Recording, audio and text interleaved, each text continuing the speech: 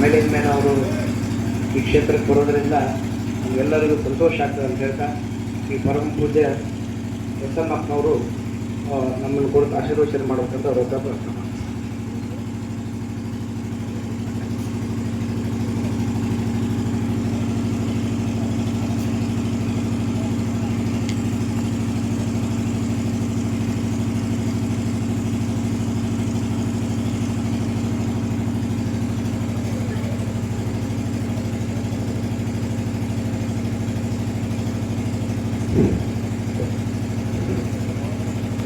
ಓಂ ಯಾ ಕುಂದೇಂದು ತುಷಾರಹಾರದವಳ ಯಾ ಶುಭ್ರವಸ್ತ್ರಾನ್ವಿತ ಯಾ ವೀಣಾ ವರದಂಡಮಂಡಿತಕರ ಯಾ ಶ್ವೇತ ಪದ್ಮಾಸನ ಯಾ ಬ್ರಹ್ಮಾಚ್ಯುತ ಶಂಕರ ಪ್ರಭುದಿವಿ ದೇವೈ ಸದಾ ಪೂಜಿತ ಸಾಮಾಂ ಪಾತು ಸರಸ್ವತಿ ಭಗವತಿ ವಿಶೇಷ ಜಾಡ್ಯಾಪ. ಓಂ ಶಾಂತಿ ಶಾಂತಿ ಶಾಂತಿ. ಕ್ಷೇತ್ರಾದಿ ದೇವತೆ ಶಿವ ಚಿದಂಬರ ಮಹಾಸ್ವಾಮಿಗಳ ರಮಣನ ಮನದಲ್ಲಿ ಸ್ಮರಣೆ ಮಾಡಿಕೊಂಡು ಮತ್ತು ಅರವಿಂದಪ್ಪನವರಲ್ಲಿ ಕೂಡ ಅನಂತ ನಮಸ್ಕಾರಗಳನ್ನು ಸಲ್ಲಿಸಿ ಈ ವೇದಿಕೆ ಮೇಲೆ ಉಪಸ್ಥಿತರಿರ್ತಕ್ಕಂಥ ನಮ್ಮ ಸೌದತ್ತಿಯ ಪೂಜ್ಯ ಚಿದಂಬರ ಮಹಾಸಂಸ್ಥಾನದ ಅಧಿಪತಿಗಳಾಗಿರ್ತಕ್ಕಂಥ ಪ್ರಸನ್ನ ದೀಕ್ಷಿತರಲ್ಲಿಯೂ ಹಾಗೂ ಆನಂದವನ ಅಗಡಿಯ ಪರಮ ಪೂಜ್ಯರಲ್ಲಿಯೂ ಕೂಡ ಪ್ರಣಾಮಗಳನ್ನು ಹೇಳ್ತಾ ಮತ್ತು ಸಂಸ್ಕೃತ ಮಹಾನ್ ವಿದ್ವಾಂಸರಾಗಿ ಸೇವೆಯನ್ನು ಸಲ್ಲಿಸಿ ನಿವೃತ್ತರಾಗಿ ಸಮಾಜದಲ್ಲಿ ಮತ್ತೆ ತಮ್ಮ ಒಂದು ಉತ್ತಮವಾದಂಥ ಕಾರ್ಯಗಳನ್ನು ಮುನ್ನಡೆಸತಕ್ಕಂಥ ಶಂಕರ ಭಟ್ರಲ್ಲಿಯೂ ಕೂಡ ನೆರೆದಿರ್ತಕ್ಕಂಥ ಎಲ್ಲ ವಿದ್ವಾಂಸರಲ್ಲಿಯೂ ಮಾತೆಯವರಲ್ಲಿ ಮಕ್ಕಳಲ್ಲಿ ಕೂಡ ಪ್ರಣಾಮಗಳನ್ನು ಹೇಳ್ತಾ ಇವತ್ತು ಚಿದಂಬರ ಮಹಾಸ್ವಾಮಿಗಳವರ ಒಂದು ವಿಶೇಷವಾಗಿರ್ತಕ್ಕಂಥ ಒಂದು ಕಾರ್ಯಕ್ರಮ ಪ್ರತಿ ವರ್ಷ ಇಲ್ಲಿ ಬಹಳ ವಿಜೃಂಭಣೆಯಿಂದ ಇಲ್ಲಿ ಕಾರ್ಯಕ್ರಮ ನಡೀತದ. ಇವತ್ತು ಯಾಕಂತಂದ್ರೆ ಮಲ್ಲಪ್ರಭಾ ನದಿಯೊಳಗ ಈ ಕ್ಷೇತ್ರ ಮುಳುಗಡೆ ಆದವು ಇವೆಲ್ಲ. ಇವತ್ತು ಬಹಳ ಕಷ್ಟ ಆ ಕ್ಷೇತ್ರವನ್ನು ತಂದ ಬೇರೆ ಕಡೆ ಸ್ಥಾಪನೆಯನ್ನ ಮಾಡಿ ಮತ್ತೆ ಇವನ್ನೆಲ್ಲ ಮಾಡಬೇಕಾದ್ರೆ ಬಹಳ ಸ್ವಲ್ಪ ಸಮಯ ತಗೊಂತದ. ಹಂಗ ಇವತ್ತು ಸೌದತ್ತಿ ಕ್ಷೇತ್ರವೂ ಕೂಡ 72ನೇ ಇಸ್ವಿಯೊಳಗ ನದಿ ನಿಂತ ಬಳಕ ದೇವರನ್ನೆಲ್ಲವನ್ನು ತೆಗೆದುಕೊಂಡು ಹೋಗಿ ಮತ್ತ ಕ್ಷೇತ್ರವನ್ನು ಸ್ಥಾಪನಾ ಮಾಡಿ ಮತ್ತ ಕಾರ್ಯಕ್ರಮವನ್ನ ಮುನ್ನಡೆಸಬೇಕಾದ್ರೆ ಎಲ್ಲವೂ ಕೂಡ ಆ ಸ್ವಾಮಿಯ ಒಂದು ಕೃಪೆ ಇದ್ರೆ ಮಾತ್ರ ಇವೆಲ್ಲವೂ ಕೂಡ ನಡೀತಾವ. ಹಂಗ ಈ ಕ್ಷೇತ್ರವೂ ಕೂಡ ಏನಪ್ಪಾ ಅಂತಂದ್ರೆ ಅರವಿಂದಪ್ಪನವರು ಇಲ್ಲೆಲ್ಲ ಇಲ್ಲಿ ಕ್ಷೇತ್ರವನ್ನ ಸ್ಥಾಪನೆ ಮಾಡಿ ಜನರಿಗೆ ಸ್ವಾಮಿ ಯಾವಾಗಲೂ ಕೂಡ ಎಲ್ಲಾ ಸಂದರ್ಭದಲ್ಲೂ ಕೂಡ ಹರಿಸ್ಲಿ ಅಂತ ತಿಳ್ಕೊಂಡು ಇಲ್ಲಿ ಒಂದು ಕ್ಷೇತ್ರವನ್ನ ಮಾಡಿ ನಮಗೆಲ್ಲರಿಗೂ ಕೂಡ ಒಳಿತನ್ನು ಉಂಟು ಮಾಡಿದರು. ಆತ್ಮನೋ ಮೋಕ್ಷಾರ್ಥಂ ಜಗದ್ಹಿತಾಯ, ನಮ್ಮ ಉದ್ಧಾರನೂ ಆಗಿರಬೇಕು, ಲೋಕದ ಕಲ್ಯಾಣನೂ ಆಗಿರಬೇಕು ಅಂತ ತಿಳ್ಕೊಂಡು ಹೇಳ್ತಾರೆ.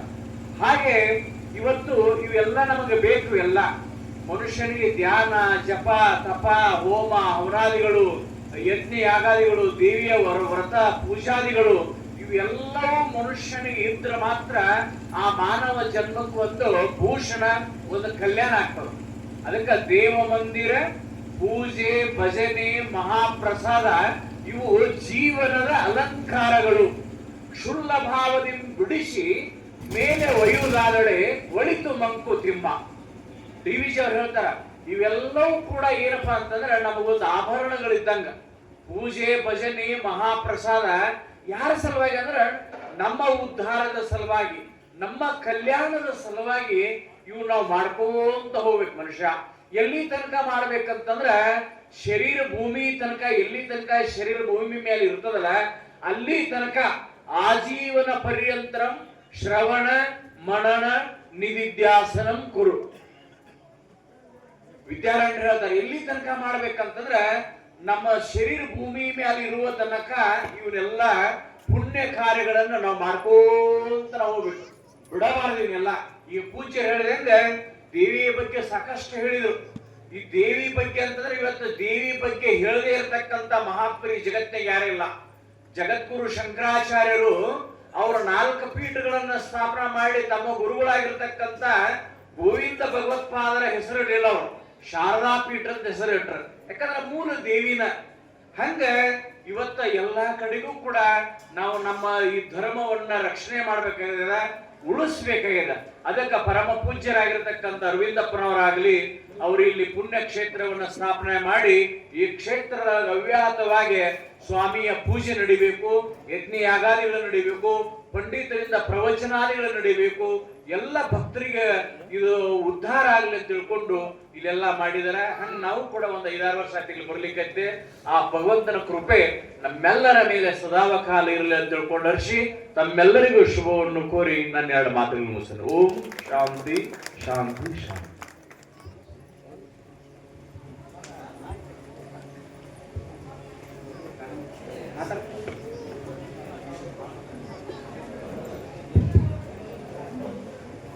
ಚಿದಂಬರ ಮಹಾದೇವ ಪಾಹಿ ಮಮ ಕರುಣಾಕರ ಸರ್ವಸಿದ್ಧಿ ಪ್ರದಾತ ಚಿದಂಬರ ನಮೋಸ್ತೆ. ಇಲ್ಲಿ ವೇದಿಕೆಯಲ್ಲಿ ಅಲಂಕರಿಸಿದಂಥ ಶೇಷಾಚಲ ವಂಶ ಸಂಬೋಧನೆ ಶಿವಾನಂದ ಆಶ್ರಮದ ಬ್ರಹ್ಮಾನಂದ ಆಶ್ರಮದ ಶಿವಾನಂದ ಮಹಾಸ್ವಾಮಿಗಳೇ, ಪರಮ ಪೂಜ್ಯ ಶಂಕರ ಭಟ್ ಗುರುಗಳೇ, ಇಲ್ಲಿ ನೆರೆದಿರುವಂಥ ಎಲ್ಲ ವೈದಿಕ ಬ್ರಾಹ್ಮಣರಿಗೆ ಶ್ರೀಸಾಷ್ಟಾಂಗ ನಮಸ್ಕಾರನ ಅಂತ ಎಲ್ಲ ಶಿಕ್ಷಿತ ವಂಶಸ್ಥರಿಗೆ ವಂದನೆಗಳನ್ನು ಹೇಳ್ತಾ ಕೂತ್ಕೊಂಡಿರುವಂಥ ಎಲ್ಲ ಮಾತೆ ಮತ್ತು ಗುರುಬಂಧುಗಳು, ಇವತ್ತು ಎಲ್ಲರೂ ಅತ್ಯಂತ ಆತ್ಮೀಯವಾಗಿ ಮತ್ತು ಶ್ರದ್ಧಾಭಕ್ತಿಯಿಂದ ದೇವಿಯ ಆರಾಧನೆಯನ್ನ ಮಾಡಿದ್ದೀವಿ. ಈ ಕ್ಷೇತ್ರ ಬಡ್ಲಿ ಬಹುಶಃ ಅರವಿಂದಪ್ಪನವ್ರು ನೋಡಿಲ್ಲ, ಇದನ್ನು ನೋಡಿದ್ರು ಈ ಅವಸ್ಥೆಗೆ ನೋಡಿದ್ರು ಬಹಳ ಖುಷಿ ಆಗ್ತಿದ್ರು. ತದನಂತರದಾಗ ಚಿದಂಬರ ಸ್ವಾಮಿಯ ಪ್ರೇರಣೆ ಹೆಂಗಾಗ್ತದ, ಯಾರಿಗೆ ಯಾಕೆ ಹಂಗ ಆಗ್ತದ ಅನ್ನೋದು ಚಿದಂಬರ ರಹಸ್ಯನ ಹೌದು. ಇತ್ತೀಚಿನ ವರ್ಷದಾಗ ಬಡ್ಲಿ ಒಂದು ಕ್ಷೇತ್ರ ಆಗಿ ಪರಿಣಮಿಸಲಿಕ್ಕೆ ನಮ್ಮ ಅರುಣ್ ದೇಸಾಯಿರು, ಪ್ರಸನ್ನ ಬೋಕರೆ ಅವರು ಮತ್ತು ಅವರೆಲ್ಲ ಸಹೋದ್ಯೋಗಿಗಳ ಕಾರಣ ಅಂತ ನಾನು ಅತ್ಯಂತ ಹೆಮ್ಮೆಯಿಂದ ಹೇಳಿದ್ದೆ. ಇದು ಹೆಂಗಾಗ್ತದೆ ಅಂತಂದ್ರೆ ಅರ್ಚಕಸ್ಯ ಪ್ರಭಾವೇನ ಶಿಲಾ ಭವತಿ ಶಂಕರ ಅಂತ. ಅರ್ಚಕರ ಪ್ರಭಾವದಿಂದ ಶಿಲೆ ಇದ್ದಿದ್ದು ಶಂಕರ ಆಗ್ತದೆ. ಹಂಗ ಈ ಕ್ಷೇತ್ರ ಏನದ, ಇದು ಬೂದಿ ಮುಚ್ಚಿದ ಕೆಂಡಿದ್ದಂಗಿತ್ತು, ಇದು ವಜ್ರ, ಇದು ಬೂದಿ ಮುಚ್ಚಿದ ಕೆಂಡಿದ್ದಂಗಿತ್ತು. ಅದನ್ನ ಆ ಮ್ಯಾಲಿನ ಬೂದಿ ತೆಗೆಯುವಂಥ ಕೆಲಸವನ್ನ ಈ ಅರುಣ್ ದೇಸಾಯಿರು, ಪ್ರಸನ್ನ ಬೋಕ್ರೆ ಮತ್ತು ಅವರೆಲ್ಲ ಸಹೋದ್ಯೋಗಿಗಳು, ಅವರೆಲ್ಲರದ್ದು ಪ್ರತಿಯೊಬ್ಬರದ್ದು ಹೆಸರು ಹೇಳಿಕ್ಕೆ ಆಗ್ಲಿಕ್ಕಿಲ್ಲ. ಅವರೆಲ್ಲರ ಶ್ರಮ ವಹಿಸಿ ಪ್ರತಿನಿತ್ಯ ಇಲ್ಲಿ ಬಂದು ಈ ಆರಾಧನೆಯನ್ನ ಮಾಡೋದ್ರಿಂದ ಪರಮ ಪೂಜಾ ಅಪ್ಪನವರ ಹೆಸರನ್ನ ಅತ್ಯಂತ ಜಾಜ್ವಲಮಾನ ಪ್ರತಿನಿತ್ಯ ನೆನಪಿಡುವಂತಹ ಕೆಲಸವನ್ನು ಮಾಡಿ. ಇಲ್ಲಾಂದ್ರೆ ಬಹುಶಃ ನಾವು ಈ ಕ್ಷೇತ್ರವನ್ನ ಮರೀತಿದ್ವೇನೋ. ಶ್ರದ್ಧೆ ಮತ್ತು ವಿಶ್ವಾಸ ಹೆಂಗಿರ್ಬೇಕು ಅಂತಕ್ಕೆ ಒಂದು ಸಣ್ಣ ಕಥೆ ನೆನಪಾಗ್ತದೆ ನನಗೆ. ಒಬ್ಬವ ಒಂದು ದೊಡ್ಡ ಗರುಡು ಗಬ್ಬವನ್ನ ನಿರ್ಮಾಣ ಮಾಡ್ಲಿಕ್ಕೆ ಪ್ರಯತ್ನ ಮಾಡಿದ. ಗರುಡು ಗುಂಬದ ಮೇಲೆ ಗರುಡನ ಪ್ರತಿಮೆ ಮಾಡಬೇಕು. ಸುಮಾರು 40-50 ಫುಟ್ ಎತ್ತರ. ಸರಿ, ಮಾಡ್ಲಿಕ್ಕೆ ಚಾಲು ಮಾಡ್ದ. ಇನ್ನು 4-5 ದಿನ ಇತ್ತು. ಇಡೀ ಆ ಗರುಡನ ಮೂರ್ತಿನ ಬಹಳ ಚಂದ ಮಾಡಿದ್ದರು. ಎಲ್ಲ ನೋಡಿದವರೆಲ್ಲ ಅದ್ಭುತ ಅದ್ಭುತ ಅಂದ. ಆಮೇಲೆ ಅವನು ಬಂದ, ಒಂದಿನ ನೋಡ್ದ ಅದನ್ನು. ಅವಾಗೇನೋ ಅನ್ನಿಸ್ತು, ಬಡ ಬಡ ಹೊಡೆದ್ಬಿಟ್ಟದ. ಎಲ್ಲರೂ ಶಾಖ ಹೊಡೆದ್ರಿ. ಅಲ್ರಿ, ಇಷ್ಟು ದೊಡ್ಡ 40-50 ಫುಟದ ಮೂರ್ತಿ ನೀನಾಗೆ ಕಡದಂದ ಮೂರ್ತಿ ಯಾಕೆ ಹೊಡೆದೇವು ಬುಚ್ಚ ಅಂತಂದು. ಅವಾಗ ಅವ ಹೇಳ್ದ, ಇಲ್ಲ, ಆ ಗರುಡನ ಮೂಗಿನಾಗ ಒಂದು ಸಣ್ಣ ಚಕ್ಕಿ ಹೊರಗೆ ಬಂದದ. ಎಲ್ಲ ಮಂದಿ ಬೈದವಂಗ, ಅಲ್ಲೋ 50 ಮೀಟರ್ ಮ್ಯಾಲ ಅದ, 50 ಫುಟ್ ಮ್ಯಾಲ ಅದ ಕೂಡ್ತದ, 50 ಫುಟಿನ ಯಾರು ನೋಡೋಗಿದ್ದಾರೋ ಅಂತಂದ. ಅವ ಹೇಳ್ದ, ಯಾರು ನೋಡ್ತಾರಂತ ನಾ ಇದನ್ನ ಕಟ್ಲಿಕ್ಕತ್ತಿಲ್ಲ, ಇದು ನನ್ನ ಆತ್ಮಸಾಕ್ಷಿಯಾಗಿ ನಾ ಮಾಡ್ಲಿಕ್ಕತ್ತೀನಿ. ನನ್ನ ಆತ್ಮಸಾಕ್ಷಿ ಸಲುವಾಗಿ ನಾ ಇದನ್ನ ಕಟ್ಟಿಲಿಕ್ಕತ್ತೇನೆ ಹೊರತು ಇನ್ನೊಬ್ರು ನೋಡ್ಲಿ, ಇನ್ನೊಬ್ರು ಆರಾಧನೆ ಮಾಡ್ಲಿ, ಇನ್ನೊಬ್ರು ಪ್ರಶಂಸೆ ಮಾಡ್ಲಿ ಅಂತ ಅಲ್ಲ ಅಂತ. ಆಮೇಲೆ ಮತ್ತೆ ಬೇರೆ ಕಟ್ಟದ. ಇದು ಯಾಕೆ ಹೇಳಿರ್ತೀನಿ ಅಂತಂದ್ರ, ಇವತ್ತು ನಾವು ಇಲ್ಲಿ ಕುತ್ಕೊಂಡಂತಹ ಪ್ರತಿಯೊಬ್ಬರು ಯಾರೋ ನೋಡ್ಲಿ ಅಂತ ಹೇಳಿ ನಾವು ಪ್ರಾರ್ಥನೆ ಮಾಡೋದು ಬೇಡ. ಯಾರ್ದೋ ಸಲ ತೋರ್ಕಿಗಾಗಿ ಪ್ರಾರ್ಥನೆ ಮಾಡೋದು ಬೇಡ. ನಮ್ಮ ಆತ್ಮಸಾಕ್ಷಿಗಾಗಿ ನಮ್ಮ ಕಲ್ಯಾಣಕ್ಕಾಗಿ ನಾವು ಪ್ರಾರ್ಥನೆ ಮಾಡ್ಬೇಕು ಹೊರತು ಒಂದು ಜಪ ಮಾಡಲಿ ಮಾಡೋದು ಆಜು ಬಾಜುಕ್ ನಾವೇನು ಮಾಡ್ತಾನೆ ನಾವೇನು ಮಾಡ್ಲಿಕ್ಕತ್ತಾನ ಅನ್ನೋದು ಅಲ್ಲ. ಯಾವಾಗಲೂ ನಮ್ಮ ಈ ಜಪದಾಗ ನಾಮ ಸಾಧನೆದಾಗ ಮನಸ್ಸು ಬಹಳ ಚಂಚಲ ಆಗ್ತದೆ. ಅದೇ ನಾವು ಮೂರು ತಾಸಿನ ಸಿನಿಮಾ ನೋಡಿದ್ರೆ ನಮ್ಮ ಮನಸ್ಸು ಚಂಚಲ ಆಗಂಗಿಲ್ಲ. ನೇರವಾಗಿ ಅದನ್ನೇ ನೋಡ್ತಿರ್ತೀವಿ. ಯಾರೋ ಬಾಯಿಗೆ ಅಂತ ಕರೆದ್ರೆ ಇದೊಂದು ಸಿನಿಮಾ ನೋಡಿ ಬರ್ತೀನಿ ಅಂತೀವಿ. ಹಂಗೆ ನಾವು ಜಪದಾಗ ಅಂತೀವೇನೋ ಅನ್ನಂಗಿಲ್ಲ. ಯಾರೋ ಕರೆದ್ರೆ ಜಪ ಅಲ್ಲಿ ಬಿಡ್ತೀವಿ, ಅದು ಓಡಿ ಹೋಗ್ತೀವಿ. ಈ ರೀತಿಯಾದ ನಮ್ಮ ಆತ್ಮ ಸಂಸ್ಕಾರ ಹೆಂಗಾಗಕ್ಕೆ ಸಾಧ್ಯ ಅದನ್ನ ನಾವು ಆತ್ಮಾಲೋಕನ ಮಾಡ್ಕೋಬೇಕಾಗ್ತದೆ. ಈ ಆತ್ಮಾಲೋಕನ ಮಾಡ್ಕೋಬೇಕಂತಂದ್ರೆ ಹೆಂಗಂತಂದ್ರೆ ಇಂಥ ಕ್ಷೇತ್ರದಾಗ ಬರಬೇಕಾಗ್ತದೆ. ಇಲ್ಲಿ ಬಂದು ಈ ಕ್ಷೇತ್ರದ ಪಾಸಿಟಿವ್ ಎನರ್ಜಿ ಏನಾರ ಸಕಾರಾತ್ಮಕತೆಯನ್ನು ನಾವು ಅನುಭವಿಸ್ಬೇಕಾಗ್ತದೆ. ಅದರಿಂದ ಆ ಸಕಾರಾತ್ಮಕತೆಯಿಂದ ನಮ್ಮ ಜೀವನ ಶುದ್ಧ, ಅದನ್ನು ನಾವು ಮಾಡಬೇಕಂತ ಕೆಲಸ ಇದೆ. ಆ ಎನರ್ಜಿ ನಾವು ತಗೋಬೇಕಾಗಿದೆ. ಅದನ್ನು ತಗೊಂಡು ಅತ್ಯಂತ ನಮ್ಮ ದಿನನಿತ್ಯದ ಜೀವನದಾಗ ಪ್ರತಿನಿತ್ಯ ನಾವು ಏನು ಮಾಡಬೇಕು ಅನ್ನೋದನ್ನ ಒಂದು ಶೆಡ್ಯೂಲ್ ಹಾಕೋದು. ಇಲ್ಲೇ ಅವರು ಸ್ವೀಟ್ ಮಾಡ್ತಾರೆ ನಂಬರ್ ಆ ರೀತಿ ಹಾಕೊಂಡ್ರೆ ಮಾತ್ರ ಇಲ್ಲಿ ಬಂದಿದ್ದಕ್ಕೆ ಸಾರ್ಥಕ.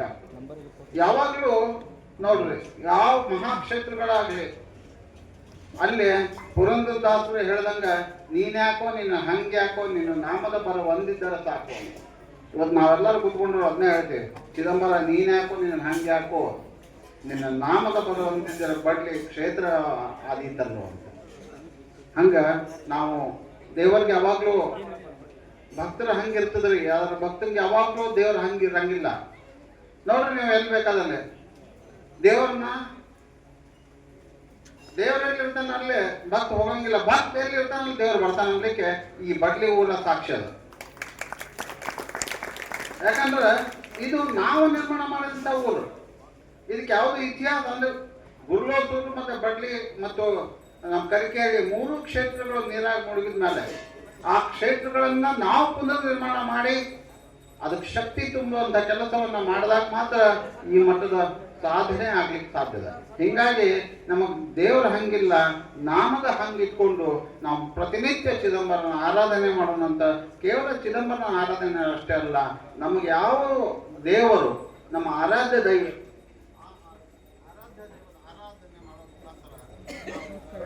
ಜೀವನವನ್ನು ಕಲ್ಯಾಣ ಮಾಡ್ಕೊಳ್ಳುವಂತ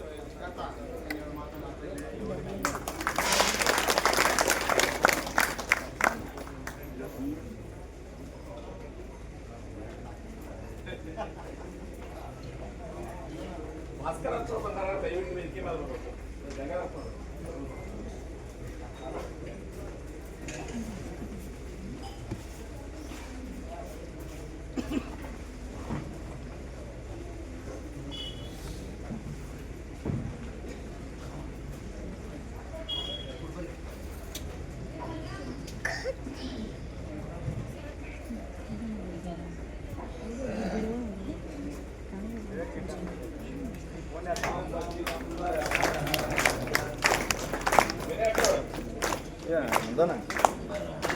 ಎಲ್ಲಿದೆ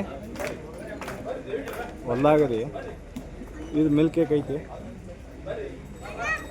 ಇಲ್ಲೇ ಈಗ ಸದ್ಯಕ್ಕೆ 5 kg ಆರ್ಡ್ರ್ ಐತೆ. ಏನಮ್ಕು ಒಂದು 5 kg ಎಕ್ಸ್ಟ್ರಾ ತೊಗೊಂಬಾರ.